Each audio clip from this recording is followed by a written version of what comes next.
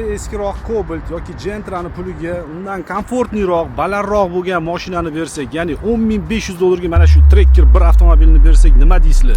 2019-yilda ishlab chiqarilgan Tracker 1 1.8 atmosferli dvigatel bilan jihozlangan, korobka avtomat, bosib o'tgan masofasi, probegi 88.000 kilometr. Mashinaga 4-pokoleniya propan gaz o'rnatilgan, mana shu zapaska ballonning o'rnida 41 talik.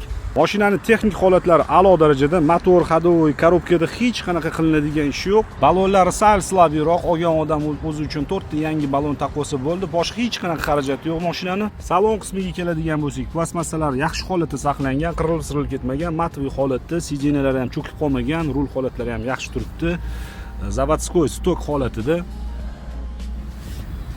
Kuzovdagi kraskasiga keladigan bo'lsak, oldi o'ng krilosi yuzaki sepilgan. Kapotiga o'tmagan, eshigiga perеход qilib lak sepilgan, qolgan joylari 100% toza. Xohlagan ustunlarga tekshirtirib olishingiz mumkin.